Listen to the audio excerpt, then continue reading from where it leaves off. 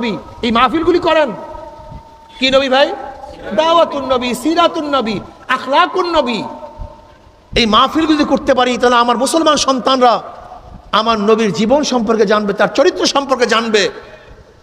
আমরা তার আখলাকিত হব, তার চরিত্রে চরিত্রবান হব, তার গুণে আমরা গুণান্বিত হব। জনাব মুহাম্মদ রাসূলুল্লাহ সাল্লাল্লাহু আলাইহি আসছেন কেন? ওমা আরসালনাকা ইল্লা রাহমাতাল লিল আলামিন।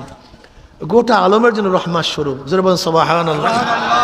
গোটা দুনিয়ার জন্য রহমত স্বরূপ, গোটা মাখলুকাতের জন্য রহমত স্বরূপ। আমার নবী জমিনের জন্য রহমত স্বরূপ, আসমানের জন্য রহমত স্বরূপ, চন্দ্রের জন্য রহমত স্বরূপ, সূর্যের জন্য রহমত স্বরূপ, পানির জন্য রহমত স্বরূপ, বাতাসের জন্য রহমত স্বরূপ, গাছের জন্য রহমত স্বরূপ, মানুষের জন্য রহমত স্বরূপ, বাতাসের জন্য রহমত স্বরূপ, গোটা মাখলুকাতের জন্য আমার নবী আলাইহিস সালাতু ওয়াস সালাম রহমত স্বরূপ।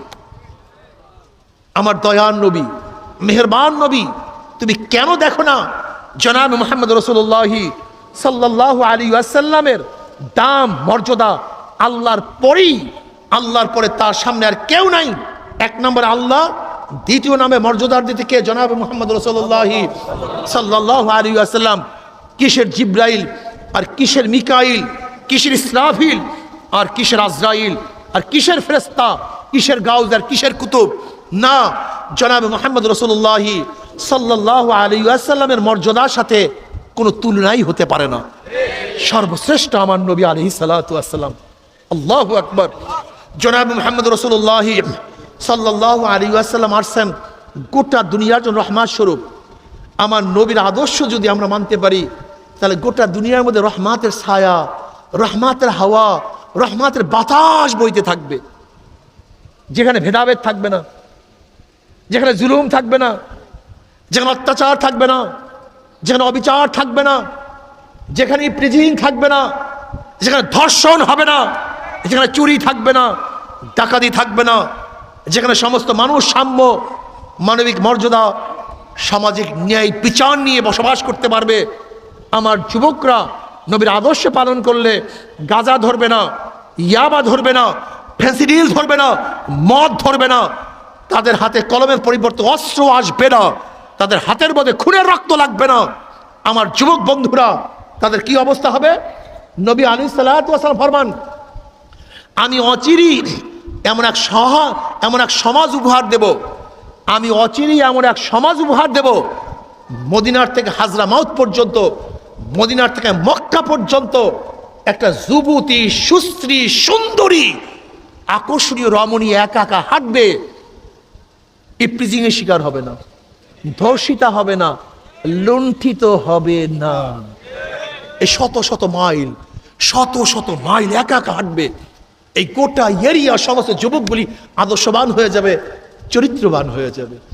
এই গোটা এরিয়ার মানুষ দরিদ্র সীমার উপরে চলে যাবে। যদি পকেটে পয়সা না থাকে তাহলে পরের পকেটের দিকে নজর দেয়, নিজের পকেটে পয়সা থাকলে অন্যের দিকে নজর দেয় না কেবে? যদি এলাকার সমস্ত মানুষগুলি ধনী হয়ে যাইতো, দরিদ্র সীমার উপরে চলে যাইতো, তাহলে কোনো কি পকেট মার থাকতো? গুন্ডা থাকতো? তাহলে গুন্ডা কেন? গরিব বিদায়। পকেট মারে কেন? গরিব বিদায়। ইসলামিক অর্থনীতি অ্যাপ্লাই না করার কারণে মানুষ গরিব। নবী আলাইহিস সালাতু ওয়াস সালাম কি বলেছেন? আমি এমন একটা সমাজ উপহার দেব, সমস্ত যুবকগুলি, সমস্ত মানুষগুলি দরিদ্র সীমার উপরে চলে যাবে, সবাই ধনী হয়ে যাবে। কাজে ওই মেয়েকে কেউ লুণ্ঠন করবে না। সমস্ত যুবকগুলি আদর্শবান হয়ে যাবে, চরিত্রবান হয়ে যাবে। সব আদর্শবান, এই সব যুবক আদর্শবান, সব যুবক চরিত্রবান। এমন চরিত্রবান, আদর্শবান, তার সামনের থেকে বিশ্ব সুন্দরীও হাঁটলে চক্ষু মোচন করবে না, চক্ষু উঠাবে না, লোলুপ দৃষ্টি তার দিকে দেবে না। যখনই সুন্দরী মেয়েরা আসবে অমনি তার চক্ষুকে অবনত করবে। আমার মুসলিম মেয়ে, আরবের মধ্যে একটা যুবতী নিয়ে হাঁটতেছিল, হঠাৎ পিছনে পায়ের আওয়াজ পাইছে। কিসের আওয়াজ? তাকায় দেখে পুরুষ। বুঝেন, মরুভূমির মধ্যে আর কেউ নাই, মেয়ে তো যুবতী, তাগড়া, অনেক সুন্দরী, আর পুরুষও সেই শক্তিশালী, সুঠাম দেহে বিশিষ্ট, আর কেউ নাই। মহিলার অবস্থা কি হয় বলেন তো? মহিলা ভয় পেয়ে গেছে, আজকে আর আমি ইজ্জাত রক্ষা করতে পারবো না, আজকে মানে আমি ইজ্জাত নিয়ে যেতে পারবো না। পুরুষ বুঝতে পারছে, মহিলা ভয় পাইছে। পুরুষ বুঝতে পারছে, অমনি পুরুষ ডাক দিয়ে বলে আমি একজন মুসলমান। আল্লাহু আকবার। কি বলছে? আমি একজন মুসলমান। কোনো ভয় নাই, আমি একজন মুসলমান, কোনো টেনশন নাই, আমি একজন মুসলমান। অমনি পুরুষ সামনে চলে গেছে। কোথায় গেছে? সামনে। কেন মহিলাদেরকে পথ দেখালে কোনো অবস্থাতেই মহিলাদের পিছনে সাইড থাকা যাবে না। কেন মহিলাদের কোরো, কমর, পিছন সবই সৌন্দর্য। জুইয়িনা লিন-নাসি হুব্বু শাহওয়াতি মিনান নিসা, এদের প্রত্যেকটা যার জিনিস আকর্ষণীয়। তাদের চুল আকর্ষণীয়, চক্ষু আকর্ষণীয়, নাক আকর্ষণীয়, কান আকর্ষণীয়, তাদের দেহ আকর্ষণীয়, তাদের জামা আকর্ষণীয়। এদেরকে আল্লাহ বানাইছেন আকর্ষণীয়। এখন আপনি যদি পিছন থেকে তাদেরকে রাহনুমাই করেন, পথ প্রদর্শন করেন, রাহনুমাই করবেন না, তার ডিজাইন দেখবেন, হাঁটার ডিজাইন। কি কথা ঠিক না? হাঁটার ডিজাইন দেখবেন। এর জন্য কাউকে যদি কোনো মহিলাকে যদি রাহনুমাই করতে হয়, পথ প্রদর্শন করতে হয়, তাহলে মহিলা থাকবে পিছনে, পুরুষ থাকবে সামনে। দেখছেন কত সতর্ক মুসলমান। এবার পুরুষ সামনে চলে গেছে, গিয়া ডাক দিয়া বলে তুমি কোথায় যাবা? তাহলে আমি অমুক জায়গায় যাব। তাহলে কোনো টেনশন করিও না, আমার পিছনে পিছনে আসো। যদিও সেই যুবকের সেখানে যাওয়ার কোনো কাজ ছিল না, তার পথ ছিল ভিন্ন, কিন্তু একজন মুসলিম মেয়ে, কয়জন?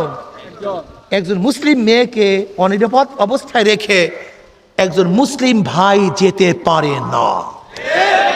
হ্যাঁ জি, তোমরা মুসলমান, আমরা মুসলমান মিয়া, আমাকে নাম মুসলমান, এর নাম আমি তো আমার মধ্যে ইসলামের চরিত্র দেখি না, বিশ্বাস করেন অথবা নাই করেন। আমি মুসলমানদের ইতিহাস, তাদের আওসাফ পড়িয়া দেখছি, আমি মুসলমান দাবি করা এটা লজ্জার বিষয়। তুমি কি জানো সিন্ধু প্রদেশ কেন দখল হইল? তুমি জানো? খুব ভালো মতো বুঝো। দ্বিতীয় অলিদের সময় রাজা দাহিরের জলদস্যু কর্তৃক আমার এক মুসলিম মেয়ে নির্যাতিত হয়েছে, লাঞ্ছিত হয়েছে, অপমানিত হয়েছে এই সিন্ধু প্রদেশে, ভারতের মধ্যে। মুসলিম মেয়েও খুব মারাত্মক মেয়ে ছিল। আমাদের বর্তমানে তো এগুলি কোনো মাইয়ার মধ্যেই পড়ে না, এগুলি পড়ে পতিতার মধ্যে, কি তারপর ড্যান্সারের মধ্যে, এগুলি পড়ে মডেলিংয়ের মধ্যে, এগুলি পড়ে অসৎ চরিত্রের মধ্যে। মানুষ, মুসলমানদের যে মহিলারা, তারা তো বিশ্ব জয় করছে, সেদিকে যাব না, সামনে আসতেছি। ওই মহিলা করছে কি, রাজা দাহিরের জলদস্যু কর্তৃক লাঞ্ছিত অপমানিত হওয়ার পরে সে সোজা চলে গেছে ইরাকের মধ্যে। কোথায়? ইরাকে। তৎকালীন সময় মুসলমানদের রাজধানী ছিল ইরাক। ইরাকে গিয়ে হাজ্জাজ ইউসুফের কাছে বলতেছে